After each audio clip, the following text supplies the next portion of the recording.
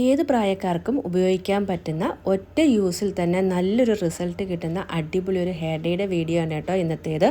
ഈ ഒരു ഡൈ തയ്യാറാക്കാനായിട്ട് നമ്മൾ ഹെന്ന പൗഡറോ ഇൻഡിഗോ പൗഡറോ ഒന്നും തന്നെ ഉപയോഗിക്കുന്നില്ല.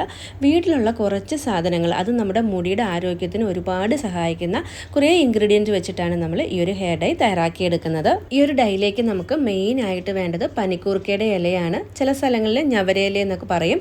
നമ്മുടെ മുടി കറുപ്പിക്കാനായിട്ട് ഏറ്റവും നല്ലതാണ് കേട്ടോ ഞവരയില. അത് ഏകദേശം ഒരു കൈപ്പിടിയോളം നല്ലതുപോലെ കഴുകി വൃത്തിയാക്കി എടുത്തിട്ടുണ്ട്. നമ്മൾ എപ്പോഴും ഹെയർ ഡൈ ആയാലും ഹെയർ ഓയിൽ ആയാലും ഇരുമ്പിൻ്റെ പാത്രത്തിൽ വേണം കേട്ടോ തയ്യാറാക്കിയെടുക്കാൻ. ഞാനിവിടെ എൻ്റെ ഹെയർ ഡൈ തയ്യാറാക്കുന്ന ഇരുമ്പിൻ്റെ ചീനച്ചട്ടിയാണ് എടുത്തിരിക്കുന്നത്. ഇതിലേക്ക് നമ്മൾ കഴുകി വൃത്തിയാക്കി വെച്ചിരിക്കുന്ന ഞവരയില ചെറുതായിട്ട് കട്ട് ചെയ്ത് ഇട്ട് കൊടുക്കുന്നുണ്ട്. ഇനി ഇതിലേക്ക് 2 തണ്ട് കറിവേപ്പിൻ്റെ ഇലയാണ് കേട്ടോ നമ്മൾ നല്ലതുപോലെ കഴുകി വൃത്തിയാക്കിയത് ഇട്ട് കൊടുക്കുന്നത്.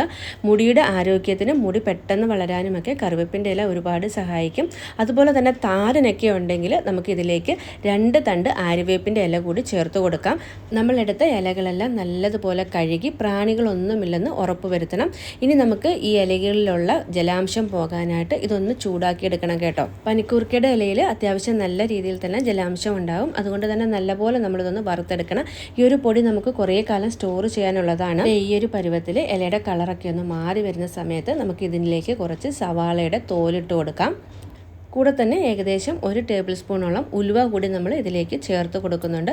ഇനി ഇതെല്ലാം കൂടെ ഒരു മീഡിയം ടു ലോ ഫ്ലെയിമിൽ വെച്ച് നല്ല രീതിയിൽ തന്നെ വറുത്തെടുക്കണം. അപ്പം നമ്മൾ ഈ ഒരു ഹെയർ ഡൈയിലേക്ക് എടുത്തിരിക്കുന്ന എല്ലാ ഇൻഗ്രീഡിയൻസും ഒരു രീതിയിലല്ലെങ്കിൽ മറ്റൊരു രീതിയിൽ നമ്മുടെ മുടിയുടെ വളർച്ചയെയും മുടി നല്ലതുപോലെ കറുപ്പിക്കാനും ഉള്ളുണ്ടാവാനും അതുപോലെ തന്നെ താരൻ്റെയൊക്കെ ശല്യം മാറിക്കിട്ടാനും സഹായിക്കുന്നതാണ്. വറുക്കുന്ന സമയത്ത് ഇത് കരിഞ്ഞു പോകാതിരിക്കാൻ പ്രത്യേകം ശ്രദ്ധിക്കണം. ഇതിൻ്റെ ഒരു പരിവം എന്ന് പറയുന്നത് നമ്മൾ ഇതിൽ നിന്ന് കുറച്ച് കയ്യിലെടുത്ത് ഇതുപോലെ ഒന്ന് പൊടിക്കുന്ന സമയത്ത് നല്ലതുപോലെ പൊടിഞ്ഞു കിട്ടണം.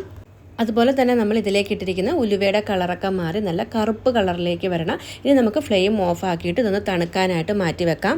ഇപ്പോൾ ഇത് നല്ലതുപോലെ തണുത്ത് വന്നിട്ടുണ്ട്. ഇനി നമുക്ക് ഒട്ടും തന്നെ വെള്ളത്തിൻ്റെ നനവില്ലാത്ത ഒരു മിക്സിയുടെ ജാറിലേക്ക് മാറ്റി കൊടുത്തിട്ട് ഇതൊന്ന് പൊടിച്ചെടുക്കണം. ഈ ഒരു പൊടി നമ്മൾ എത്ര കാലം വേണമെങ്കിലും സ്റ്റോർ ചെയ്ത് വെക്കാവുന്നതാണ്. അതുകൊണ്ട് തന്നെ വെള്ള നനവില്ലാത്ത രീതിയിൽ വേണം പൊടിച്ചെടുക്കാനായിട്ട്. പൊടിച്ചെടുത്ത ഈ ഒരു പൊടി നമുക്ക് നല്ലപോലെ അരിച്ചതിന് ശേഷം ഒരു എയർ ടൈറ്റ് ആയിട്ടുള്ള ഒരു ബോക്സിൽ സ്റ്റോർ ചെയ്ത് വെക്കാവുന്നതാണ്. ഇനി ഈ ഒരു പൊടി ഉപയോഗിച്ചിട്ട് എങ്ങനെയാണ് ഹെയർ ഡൈ തയ്യാറാക്കുന്നതെന്ന് നോക്കാം. ഒരു ഇരുമ്പിൻ്റെ ചീനച്ചട്ടിയിലേക്ക് നമ്മൾ പൊടിച്ച് വെച്ചിരുന്ന ആ ഒരു പൊടി ഏകദേശം 1 ടേബിൾ സ്പൂണോളം ഇട്ട് കൊടുക്കുന്നുണ്ട്.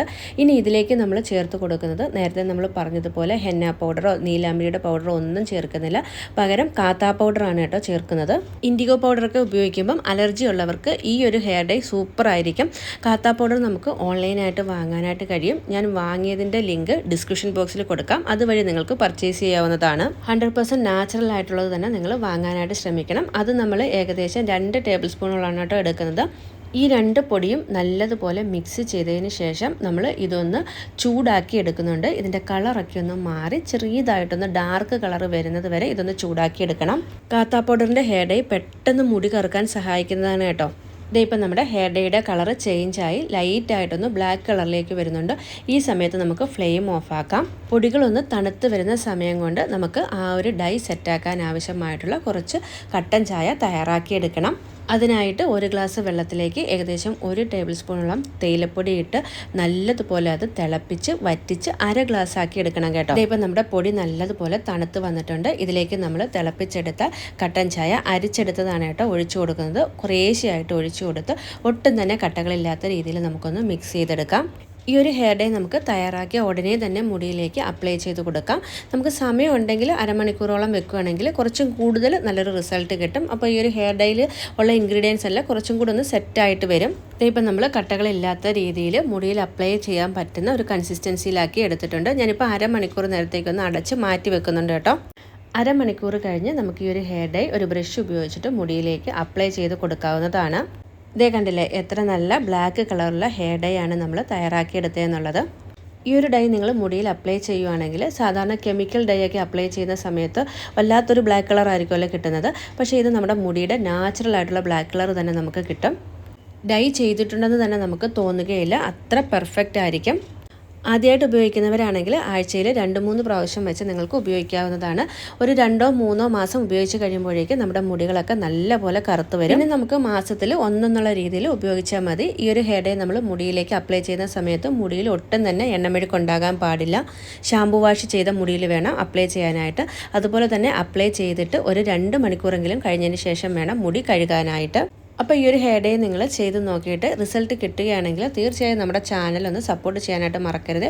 അതിനായിട്ട് ഒന്ന് സബ്സ്ക്രൈബ് ചെയ്യാനും തൊട്ടടുത്ത് കാണുന്ന ബെല്ലൈക്കൺ എനേബിൾ ചെയ്യാനും മറക്കില്ലല്ലോ. വീണ്ടും നല്ലൊരു വീഡിയോയിൽ കാണാം. Bye bye.